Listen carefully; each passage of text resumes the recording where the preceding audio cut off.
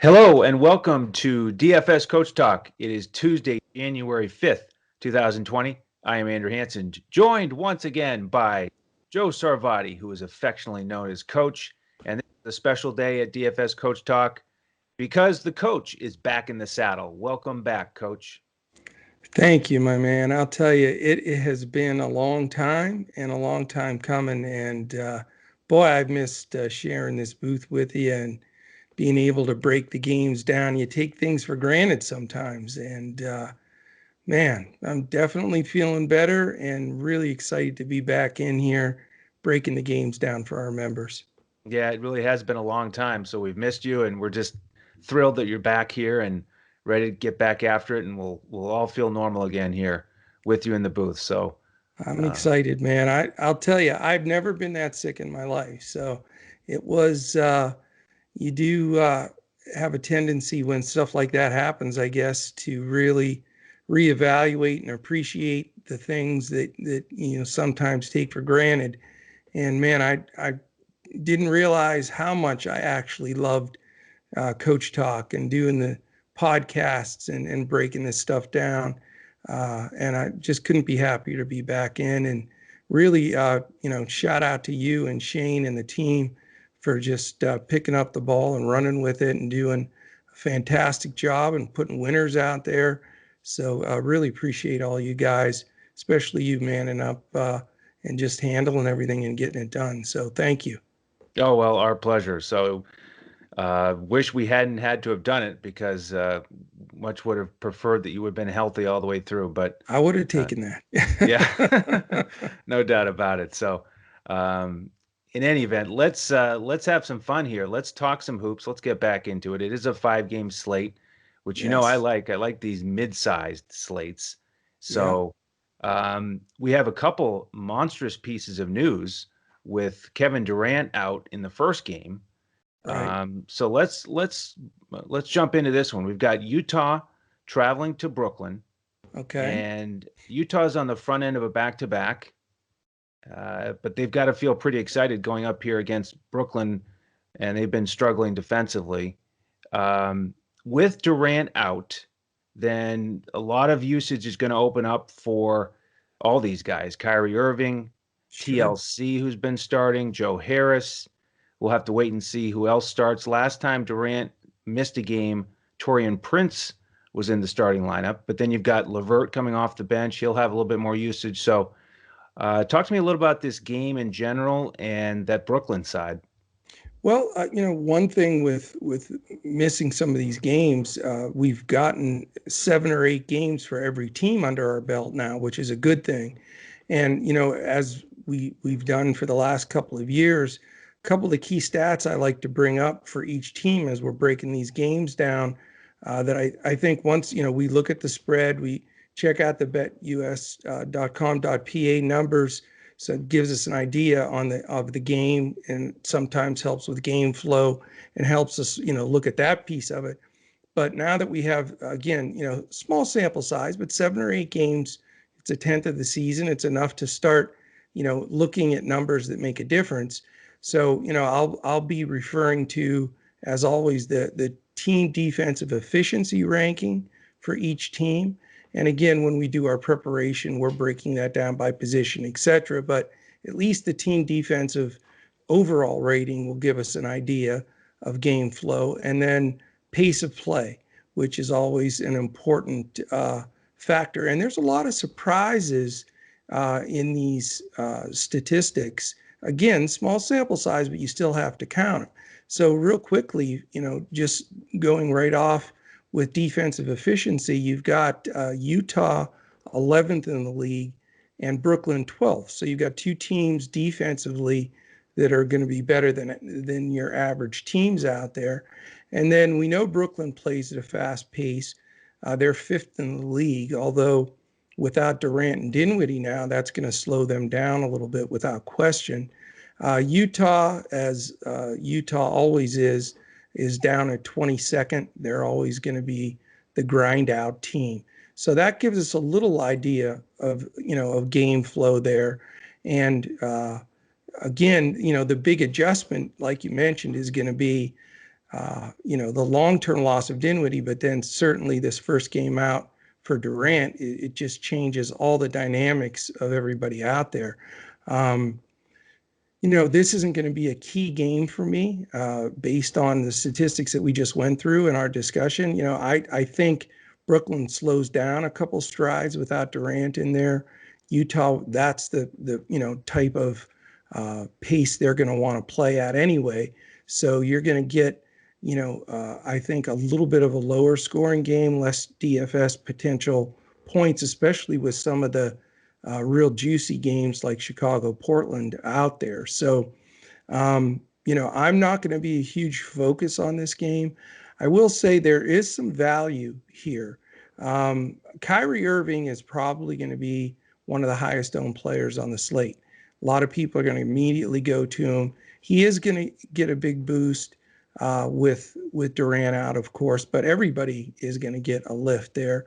But Kyrie is certainly a fantastic play. I wouldn't blame anybody for taking Kyrie and wanting to have that solid base to your lineup to begin with. And then after that, as I mentioned, and I'm real interested in your take on this, is, where does that additional usage go to with Brooklyn? Harris is a good price. TLC had a terrific game the last game, sort of, and this is before Durant being out. Is he the one that steps up a little bit? Are they going to go to Allen or Jordan inside? Or do you take a chance to go down all the way to like a Prince or someone of that nature? So is there, anybody from the Brooklyn side other than Kyrie, which, again, is going to be probably someone we may want to put in there. Is there anybody else that stands out to you? Yeah, a couple of the guys that you mentioned, I'm interested in. TLC for one, like you said, in that last game with Durant in there, he started. He was in there at the end of the game, Yeah. and he was solid. And his price is really cheap, 3,700 on DraftKings, 4,100 as a shooting guard on FanDuel. I really like both of those prices here. I think he's going to step up a little bit, get a few more shots. He's going to be a guy that Kyrie can go to create shots. And then Joe Harris, especially on FanDuel at 4,600. That is an underprice for sure. Yeah, that's a mispriced situation. Yeah, he gets the 3-point bonus on DraftKings. He doesn't get that on FanDuel, but he'll mix in some rebounds and he's just going to get more shots here. Yeah. It's going to be those three guys working on the perimeter and doing the majority of the work.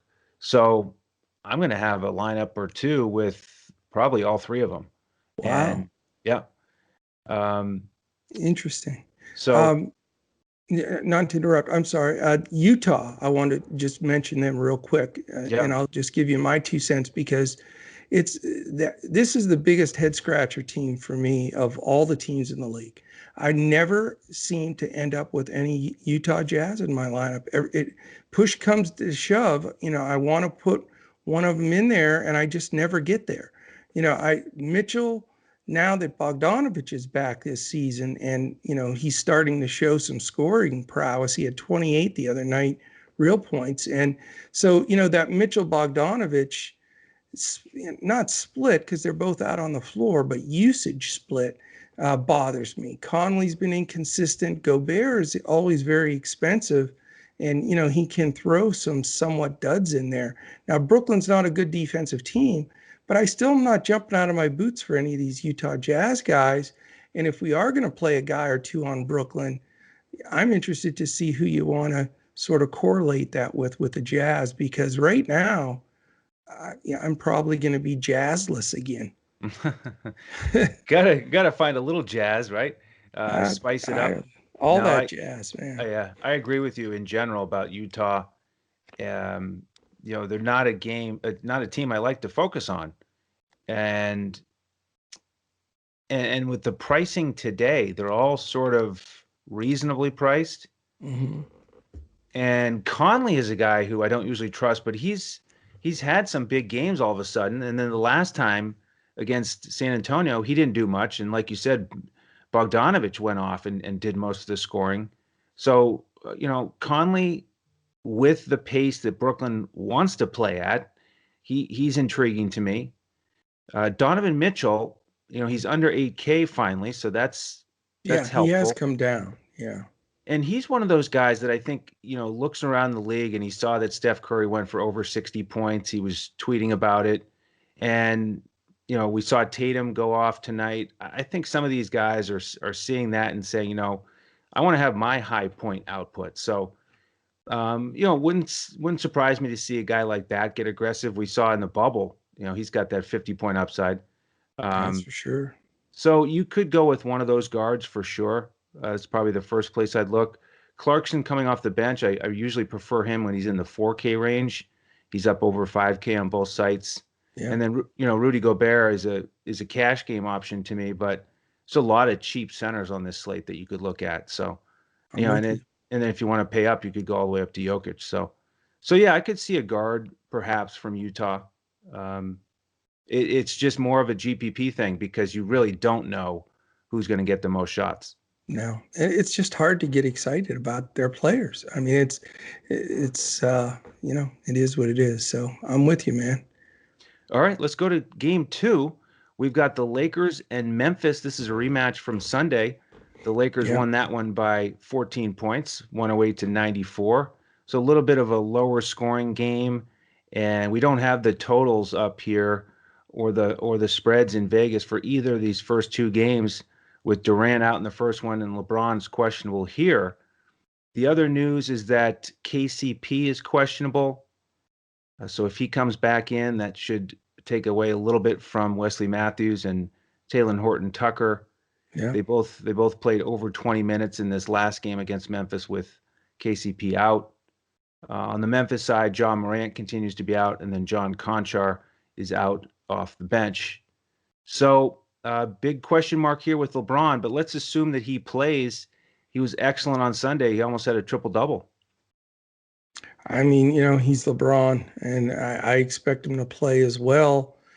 This is a hard game to figure. I mean, Memphis has hung in there, considering losing Ja, which is just devastating to them. But I don't feel good about this game at all.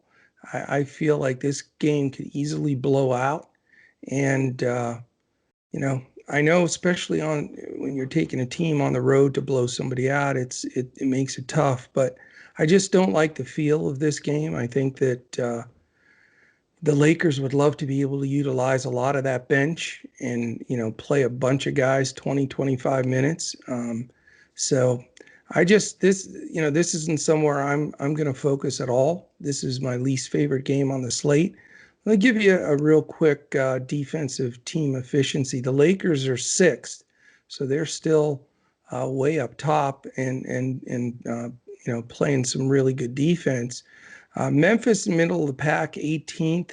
Again, they hold their own. They don't normally give up the huge number like they had for a time last year. And then in pace, this is the other thing that's interesting. Lakers are 17th, which is way down from where they were last year. They were really moving the ball at a much higher clip. Memphis, on the other hand, is 11th, but again, that's going to sink dramatically with Ja out. He's the motor, the keys of that run the car right there, or the motor itself, if you will.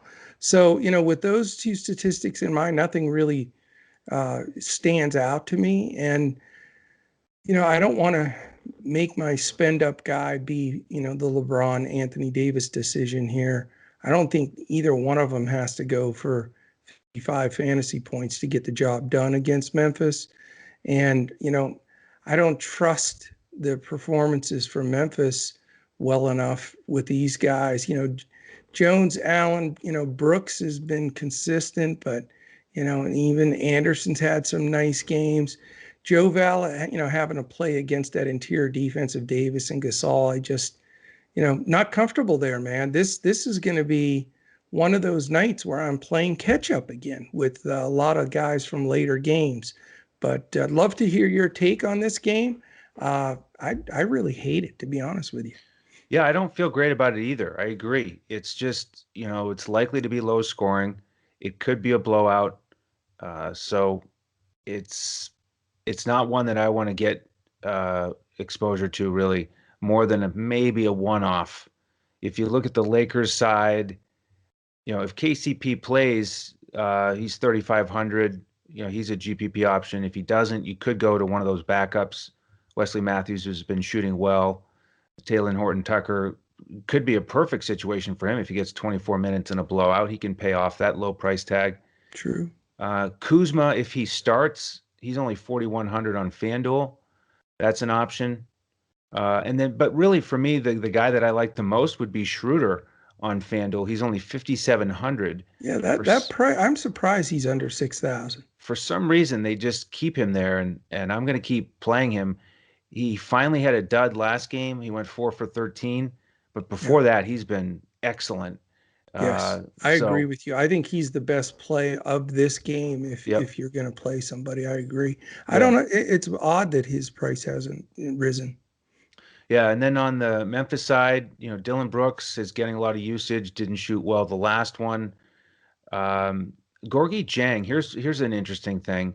Yeah. If you haven't noticed with Joe Val, they've basically been splitting the minutes here. I know. Jang has gotten in the last 3 games 24, 22, and 21 minutes. At 4,000 going up against Harrell off the bench from the Lakers, he's a GPP option for me. But like I said, there are some other cheap centers here. So I kind of wish it was a different slate for Jang. But I'm with you, man. Memphis seems like a hot mess to me right now. Yeah, they are. Like DeAnthony Melton's getting, did not play coach's decisions now. And it seems like they're just completely out of sync. Well, obviously they've lost their star, but it just doesn't feel good. Like they were sort of a feel-good story last year, but they're not making the playoffs this year. Sorry to tell you. Yeah, it's unfortunate. Yeah, and Melton coming back from the health protocols absence, just like you. So I think he'll play in this one.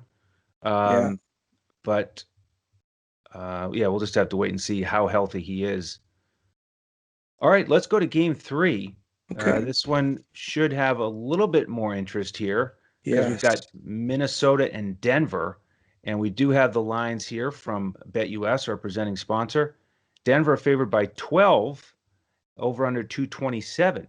And this is another rematch from Sunday. Denver won by 15, and it was 124 to 109. So it would have gone over here at 233.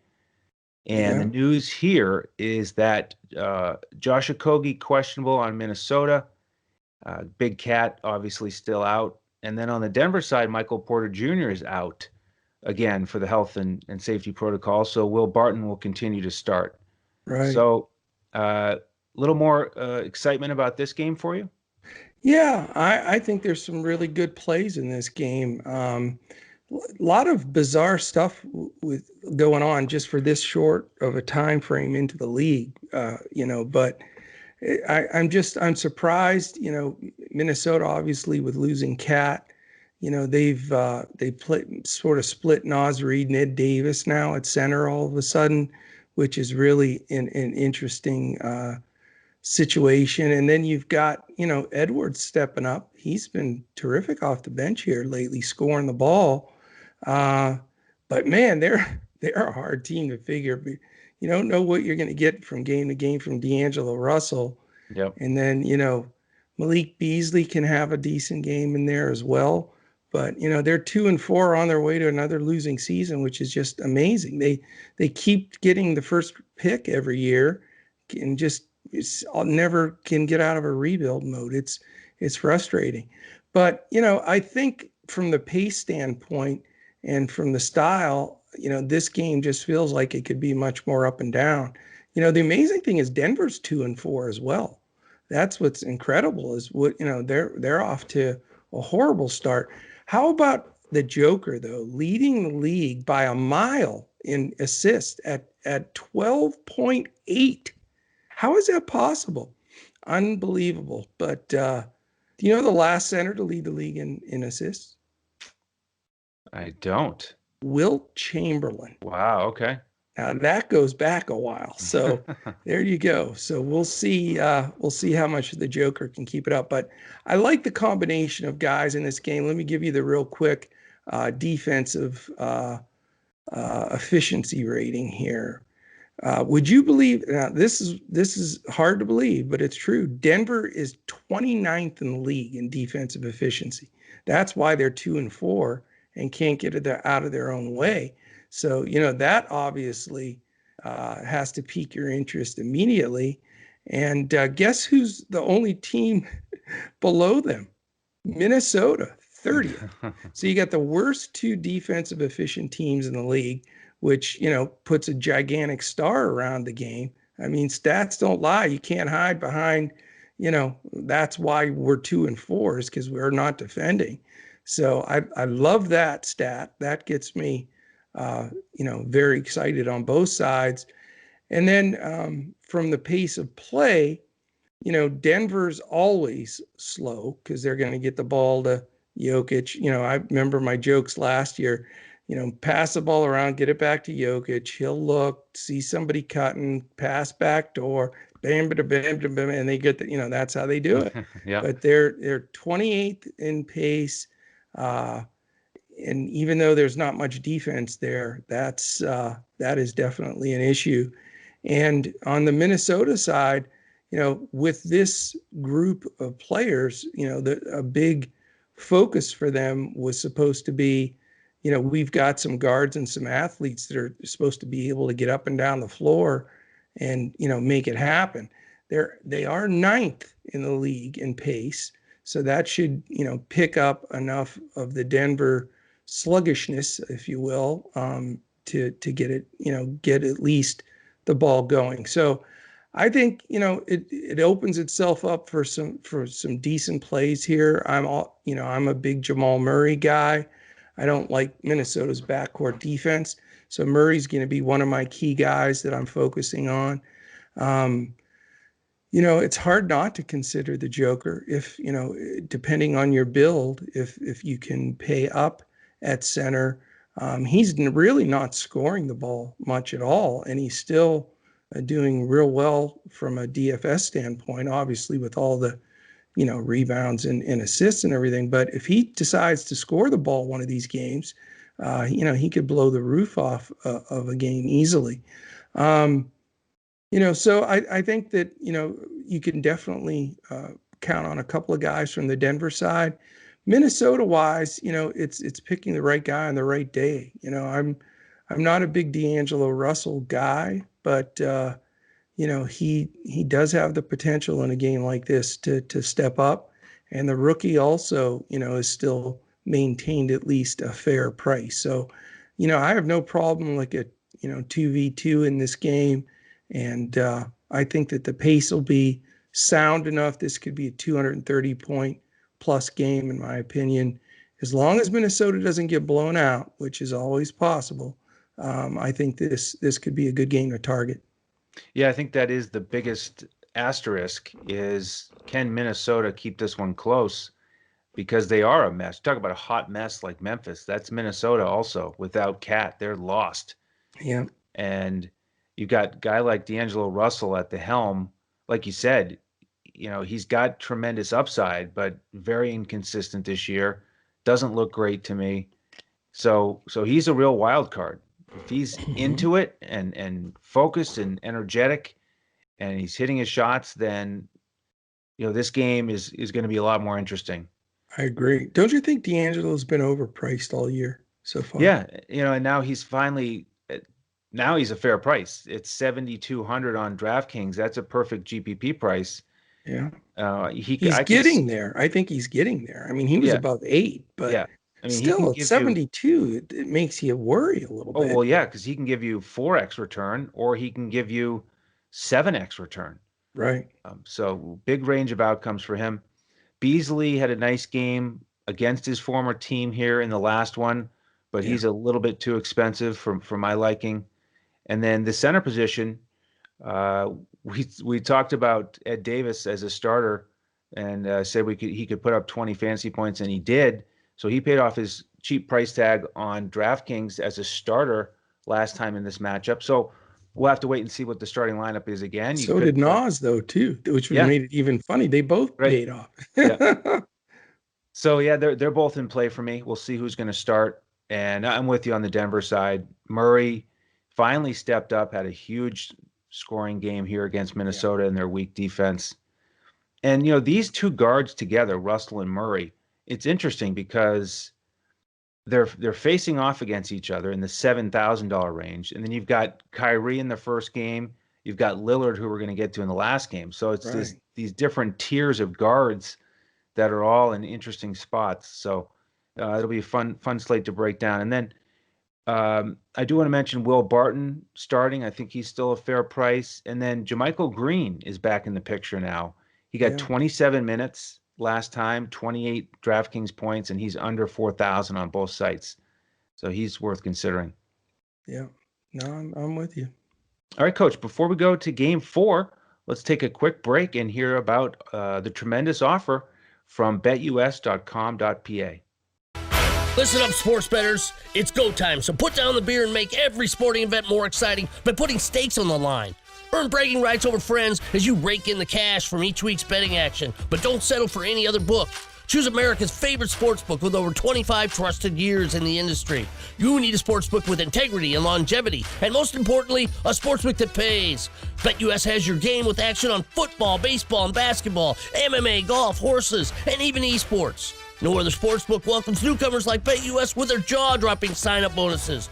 Now we have the best book in the industry teamed up with the best DFS provider in the industry. Make your first deposit of $149 at BetUS.com.pa with promo code CoachTalk and receive a free membership with DFS Coach Talk with full access to our DFS lineups in NBA, NFL, PGA, and MLB, the best in the biz. Sign up today to make straight bets, future bets, prop bets, entertainment bets, live bets, and more.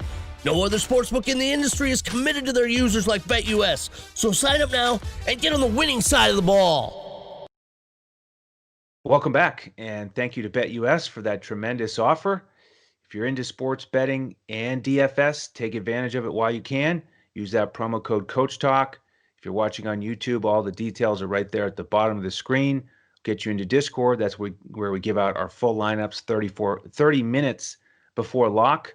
Full FanDuel cash lineup, full GPP lineup, and then the DraftKings coaches clipboard with highlighted core plays and pivots for every slate.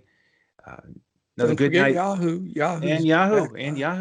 Yeah. And last night, GPP was great. 321 on FanDuel, cashed everywhere. So we're going to keep it going here with a big day on this 5-game slate.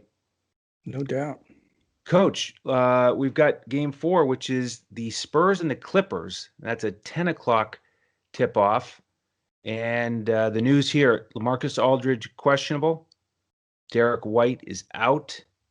And then on the Clippers side, Marcus Morris continues to be out. So we get Batum starting again.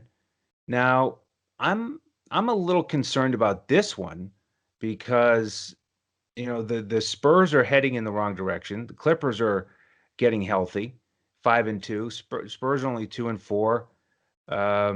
We've got Popovich getting ejected the other night, and Becky Hammond getting to coach, which is great for her. But the team, they're used to making the playoffs every single year, but they're really not in a good spot here. Now they've got to face the Clippers. Yeah, I don't mind this game that much, to be honest with you. I mean, again, we're in that same dilemma. We need the Spurs to keep it close enough that, everybody's going to get their minutes. But, Pop throws them out there professionally and, getting tossed and everything, I'm sure got some of the veterans' attention and, they're going to rally some of the guys up. So I feel like this can be a competitive enough game. It's sort of like the game tonight that I think everybody ran from, and I was so proud of, a roster and Giannis at his lowest ownership of the year, and everybody ran from that game because they assumed, Milwaukee would murder Detroit, and they were down to the last 2 minutes, 6-8 point game, and so you can't always just run from games because these are professionals out there, and you look at the lineup the Spurs put out there. it's solid. I mean, Murray's a nice ball player. Walker's coming into his own. If LMA plays, you got him and DeRozan. I mean, two terrific guys. And then maybe their best player at this point is this kid Johnson. I mean, this second year guy is just really coming into it. And, I noticed a few possessions, they went to him. They played, they called plays for him down the stretch of some games. So that's a big sign, for that young man's maturities and being, good input with this team. So, I mean, with White being out, it makes a little more clarity in the backcourt recently. And I don't mind, rolling some of these guys out there. I think, certainly DeRozan is a playable, entity. And especially if I want to play somebody on the Clippers side, I'd like to have a little balance there if the game is going to stay tight. And, guys like Lonnie Walker are a great price, and he can be consistent. We'll see. The LMA news is important. I think that's going to be a key to it. As far as on the Clipper side of the ball, in our preseason show, I think one of my biggest touts, and I was sort of given a lot of grief about it, like, why are you touting this guy as bad as he was? But I felt Paul George was going to play this season with a just monster chip on his shoulder after the debacle last year. And I'm not patting myself on the back, great call, but he has been fantastic. I mean, we're talking like MVP kind of discussion, fantastic, way better than Kawhi. Right. And, he's, that consistency, he's bringing it every single night. So he's rosterable to me. He is right now in one of those zones where I think you have to look at him every night and say, do I need this guy in my lineup? So, he's certainly an option. Kawhi's price is still monstrous, considering he's been very inconsistent performance-wise from a DFS standpoint. It's been very odd. But, the secondary guys are nothing to shake a stick at. I mean, you can play a Beverly or an Ibaka. Or, if you want to go real cheap and back to the Batum well, you can make it work there. But I think there's some good balance in this game as far as both sides. And again, if it stays close enough, I think that's going to be important. Let's look real quick defensively. The Spurs, from a team defensive efficiency, are 20th. So again, that's why they're 2-4. These 2-4 teams obviously are not getting it done defensively. Here's one though that I was absolutely stunned at. Everybody assumed that the Clippers were just plug and play top 3 defensive. Guess what? They're 21st. They're below the Spurs here. So again, that's another reason why I like this game. People hear the Spurs, they hear the Clippers, and they automatically think, oh, these two teams are going to D it up. That's their reputation, their coaches, et cetera, et cetera. But 20th and 21st in the league, and neither one of them seem to be in a real good rhythm defensively at all, which I think they'll, especially the Clippers, that'll even out. And I know it's a small sample size, but, the stats don't lie. And right now they're not getting it done defensively. And once the Clippers figure that part out, I mean, they're 5-2 and not playing the kind of team defense even close to what is expected. They're going to be a dangerous team.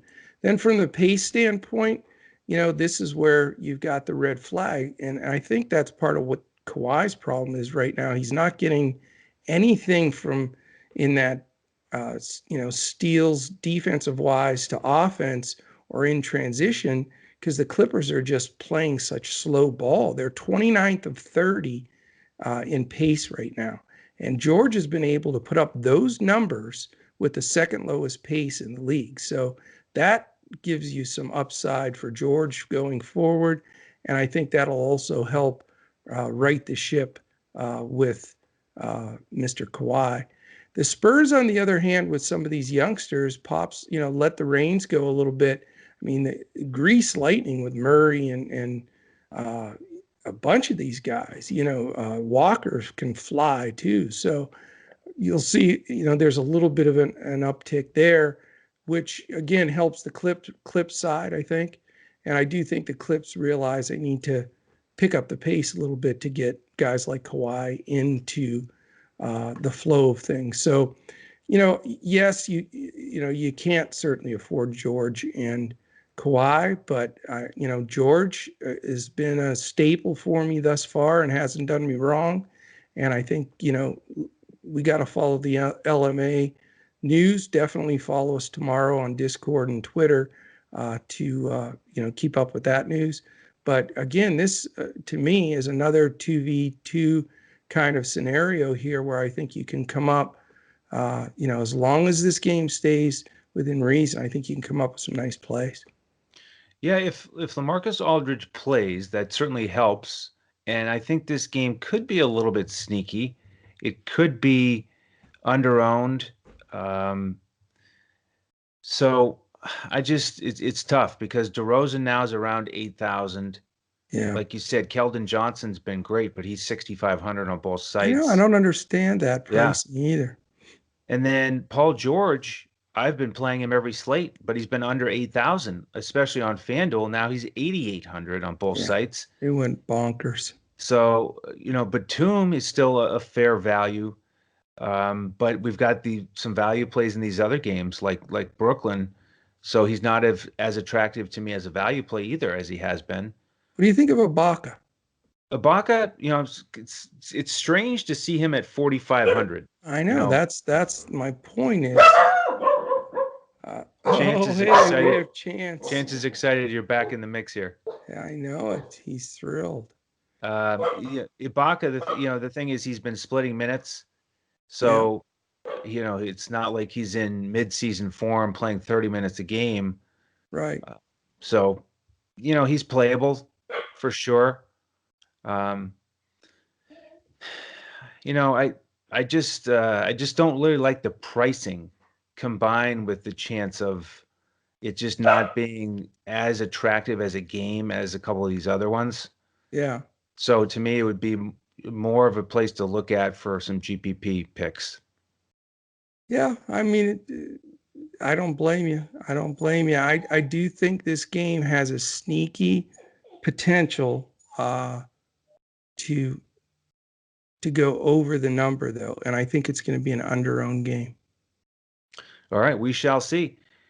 Game 5, we've got an exciting 10:30 tip-off with Chicago and Portland. And we do have the numbers here from BetUS on this one. We've got Portland favored by 10. Nice, juicy over-under of 233.5. Nice. And I think it can go higher than that, to be honest with you. I do too. Well, why don't you want to tell us the numbers on team defense here? Sure.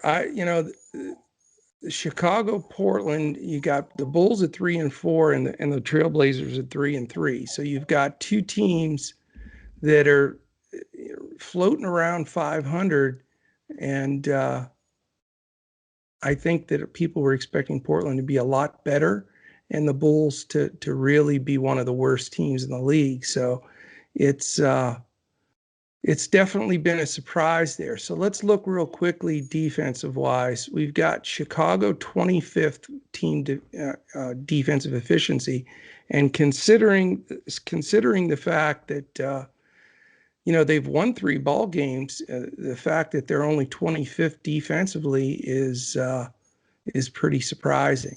On the other side of the ball, we look at Portland here, and again, we know that their weak suit has been defense for quite some time, and that's why they picked up, Covington and Derrick Jones Jr. We thought, this is going to be a big shift for them, and they're sitting nice 28th defensive efficiency. So you got two teams that aren't going to defend. Obviously, that's why we've got the inflated over-under number.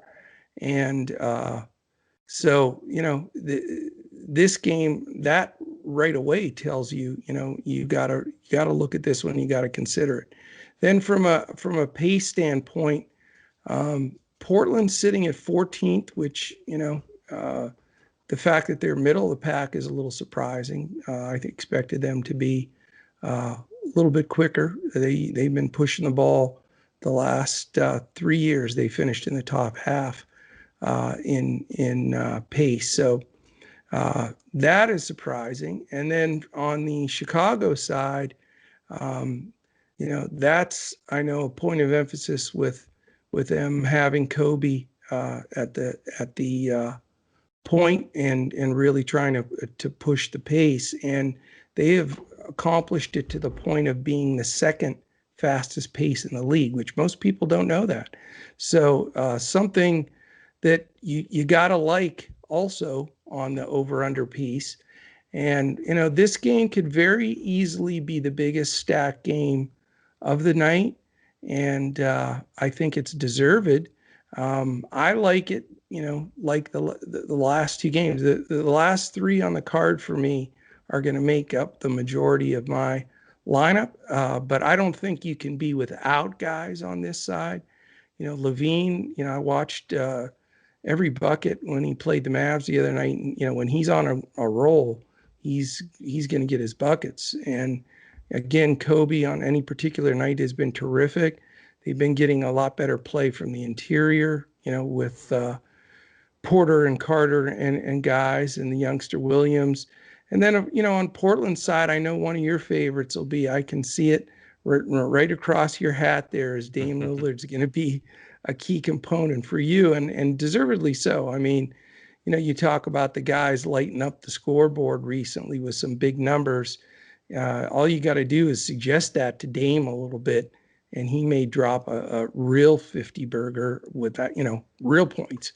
And then, my question to you, and I'm looking forward to your breakdown here, though, is I expected to use a lot of the ancillary pieces of Portland this year. I thought, Jones is going to be playable, Covington's going to be playable, Nurkic's price is coming down a little bit, but I really haven't been able to get to those guys, and I don't see them paying value that often. So, I do make sure I want to have at least a guy from each side here, for a good correlation play, but I'm not as pumped on the Portland guys unless I'm missing something. Yeah, Derrick Jones Jr. has been less involved offensively than I thought he would based on the preseason. He did have a game recently with 5 steals. So he's out there enough to have good fantasy games, but he hasn't been really involved in the offense. Yeah. And then Rodney Hood is questionable to come back into this one. Right. So, that limits him a little bit. And then Covington, same thing. He's had a couple games where he's hit value, but he's not involved offensively much. So you need those, you need blocks. Yeah, you need the blocks and the steals and the rebounds. But that's the one that's hard to pass up at 5,100 and 5,000. I just have a thing here with Covington at that price. It's just so hard to ignore. You think he's going to have a breakout game at some point. So he's in play for me. But, I'm just going to roll with it and look more at these guards. And Lillard, like you guessed, right at the top of the list for me. I mean, he was there in the front row watching Steph drain 3 after 3 for 62 points. So I think he does bounce back here, have a big game against Chicago and their bad defense. Perfect game scenario for him with the good pace. Right. So, I like Lillard here. And then on that Chicago side, I'm looking at those guards. I do like Levine.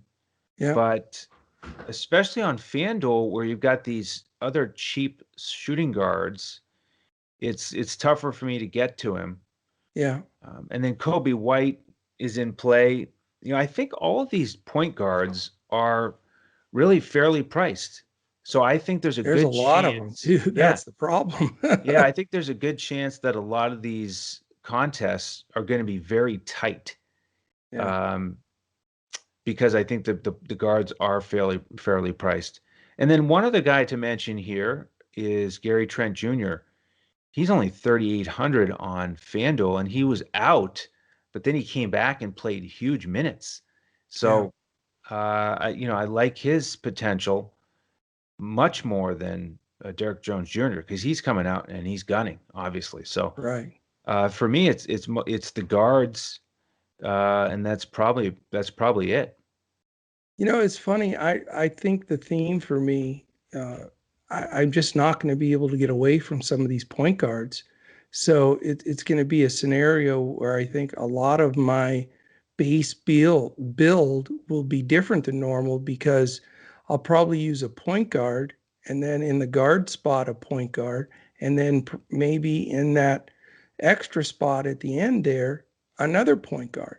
You can get 3 point guards in your lineup pretty easily. Obviously on FanDuel you're going to get 2, but on the other 2 sites you can make that happen.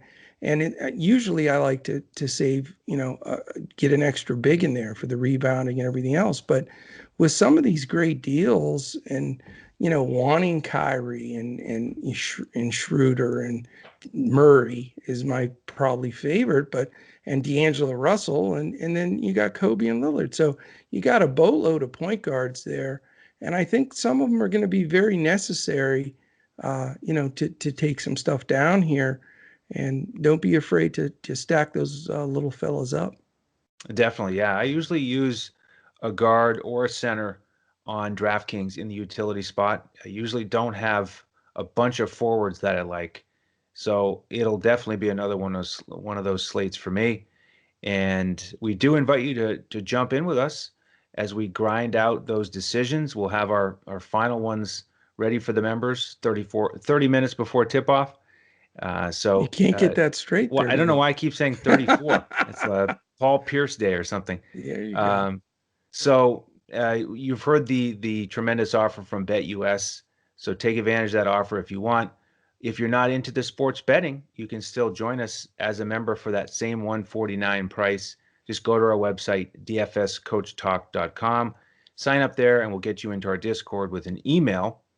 If you have any questions, reach out to us on Twitter. We're at DFS Coach Talk. A lot of fun stuff going on there, so keep an eye out. You can follow the coach at JoeSarvadi. You can follow me at Language Olympic. And then our man Shane is at DET Sports Shane. If you're watching on YouTube, do us a favor, hit the like button, subscribe, hit the alert bell so you know when these podcasts post. It is a different schedule. Most likely we're going to be posting these mid-morning, day of the podcast. But stay tuned and do hit that alert bell so you're notified when it does post. Coach, any final thoughts here on your first show back? Yeah, I mean, it's just, again, it's such a pleasure to be back, and really missed it. Just feel like I'm back, riding a bike. You're back in the seat and getting it going. So this is wonderful. Appreciate all the well wishes. Received a ton of tweets and texts and DMs and everything. And really appreciated all of them. They all, made a big difference. And like you say, if you have a chance to join, this is a great time. 7-8 games into the NBA season, in a 72-game season, this wonderful offer, which gets you the rest, all the way until April 1 with either the BetUS deal or just, joining in as a team. It's just a great time to be part of it. We can feel it that, we're getting super hot. We're going to get things really rocking and rolling here. And, just the season's so young. It's ready to go. Everything's shaping up in a form. And we're just really looking forward to it. So, catch us on YouTube. We have some big announcements. We're deciding on a few things now as far as timing with some of the releases of the podcast. We may start doing some live streaming in the afternoon to get a little bit more updated information to you guys. So, we know those final player moves, etc. So stay in tune with us with all of that news that'll be coming out. And, just really appreciate it. Love being back. Appreciate all of you that listen every day.